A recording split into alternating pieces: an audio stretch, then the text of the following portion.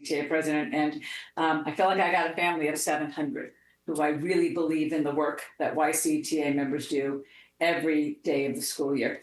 And it's hard to leave them. It's hard to leave people who you represent, people you believe in, and people for whom you have profound respect.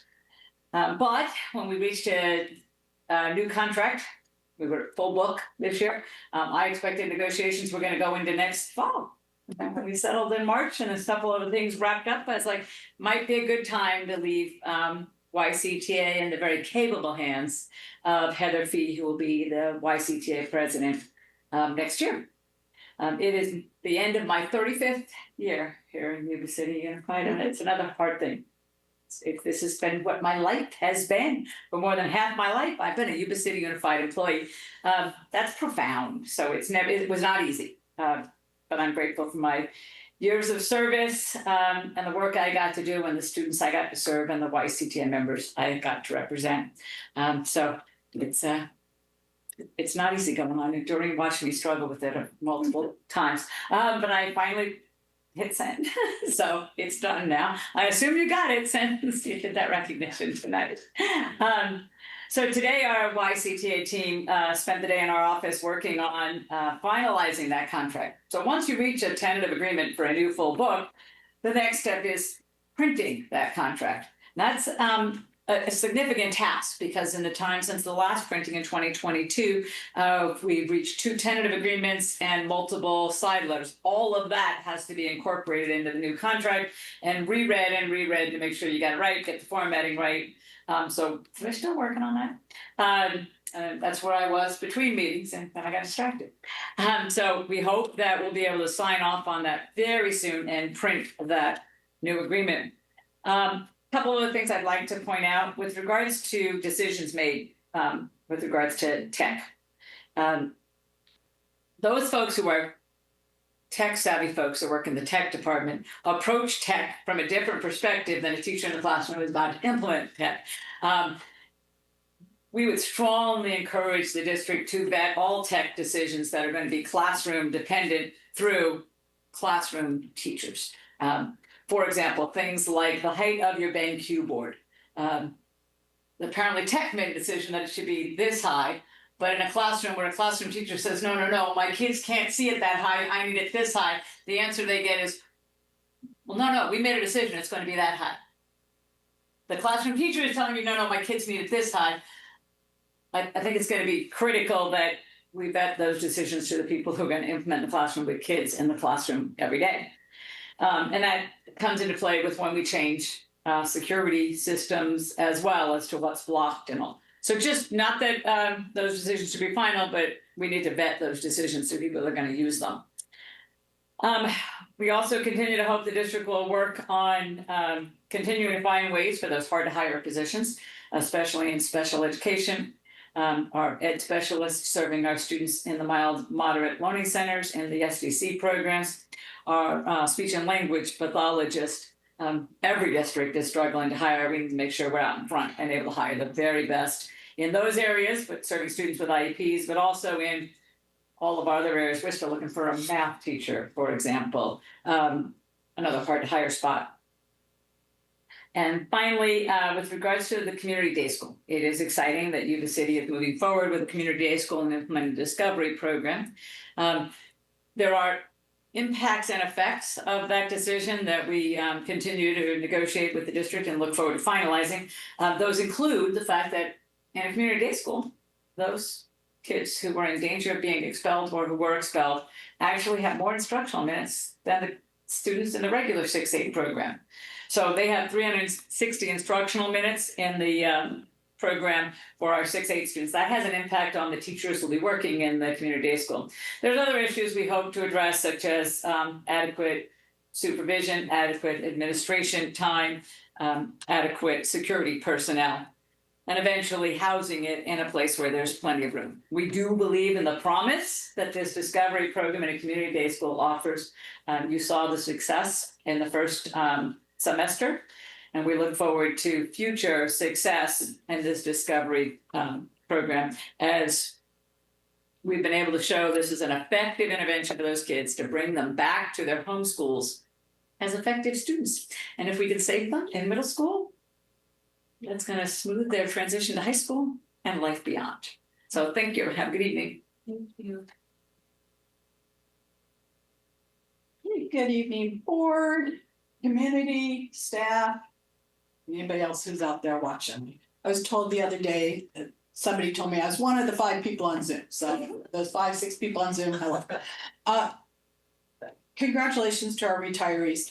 Classified retirees are a little difficult because we don't have to wait till the end of the school year. We can pretty much retire anytime we want. And if we're really smart, we'll retire in December, because then we don't have to wait a whole year and a half or 2 years to get our COLA from CalPERS. So that's why you see so many end of the year retirements.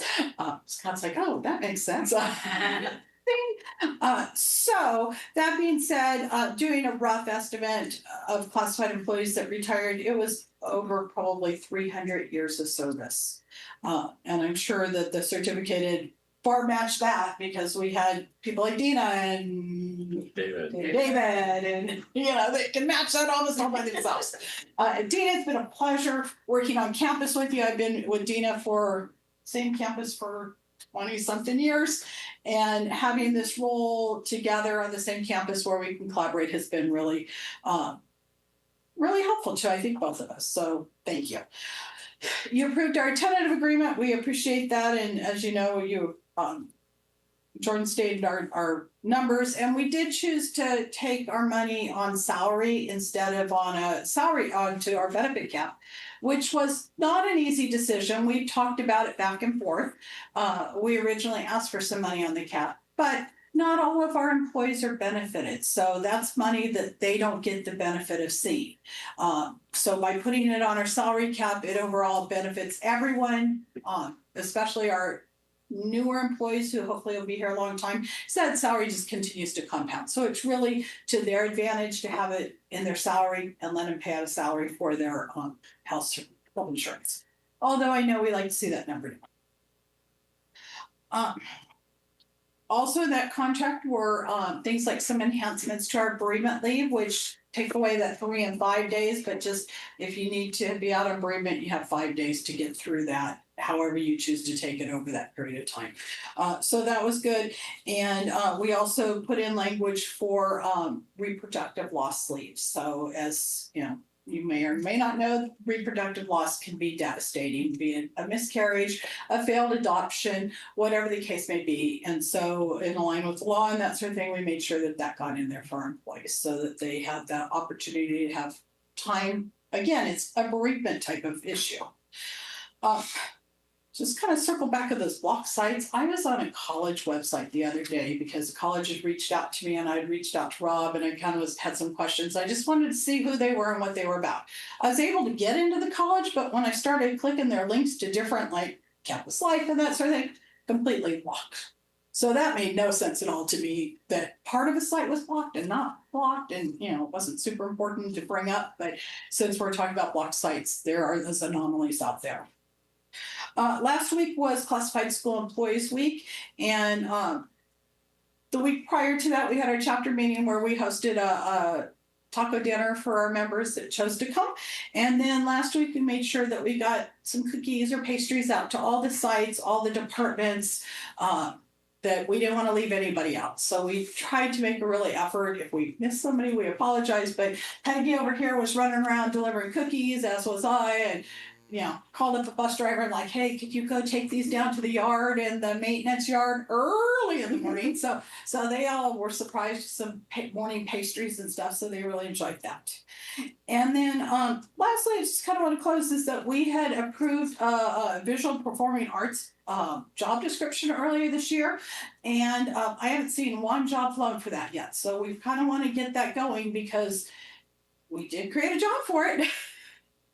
So I'm sure I know there's some dance classes coming next year and some other visual and performing arts classes. So I would think that we want to get on that and make sure that we're hiring a few people into those things. So we'll see you next month. So let's say have a good summer, but we're counting down 8 wake-ups to go before the end of this week. 8 wake-ups. 8 wake-ups. All I have to do is wake up and do once. Thank you. Comments from board members? Comments from superintendent? Yeah, just a couple things. So, we have a junior ROTC program at Yuba City High School that serves both River Valley and Yuba City, as well as our Pal students if they'd like to enroll, but they were just recognized, I guess they call them streamers, there's 2 streamers. One for most improved unit for the 24-25 school year, and also recognized as a unit achievement and received a unit achievement award. So kudos to our ROTC program, as it is continuing to grow and develop. And then, as I shared, our Yuba City High School baseball team are the Division III San Joaquin champions for D3. And so they will be starting their competition to move towards the state. And I believe they will have a game this Wednesday. We believe it's at home. I don't know if it's gonna. They find out, they won't find out till June 1st. They're probably gonna host, so the first game is June 3rd. And then this Friday evening, they have a scrimmage against Del Oro. Just getting ready for it. And then I would like to congratulate our retirees again. It is kind of very bittersweet for me. Some of them, when I started here in Yuba City, I was actually a county speech therapist and got to work at Lindcrest with Mary Patton, and some of the teachers, Dina being one of them, were my own children's teachers in the audience. So kind of bittersweet. It means I'm getting old. And but I just want to congratulate our retirees. David Satterley is just a foundation of Barry. My kids went to Barry, and I just remember David there, and it is true. Weekends, nights. I'm there this weekend. Yeah, he is, and he, even in 2 weeks out of retirement, he is still there making sure his kids, and he's ready to go on Monday. So thanks to all of the retirees and for all that they've contributed to Yuba City. Thank you. Next board meeting is June 10th at 7. Open session starts at 7. Can I get a motion to adjourn? So moved. Second. On a motion by member Tucci, second by member Bonslett, all those in favor? Aye. Any opposed? Hearing none, motion carried. Yuba-Sutter.live's local government live streams are presented by Plumas Lake Self-Storage in Plumas Lake, where lifelong local residents are helping other residents keep things safe, providing indoor storage units, outdoor RV and vehicle parking, moving supplies, and Penske truck rentals. Details at plumaslakeselfstorage.com.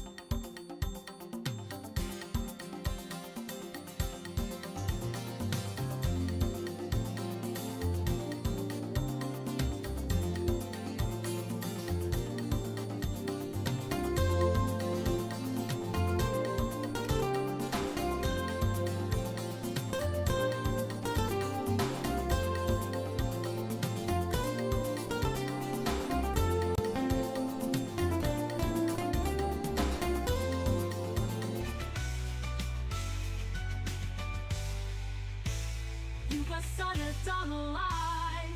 It's the truth that comes through.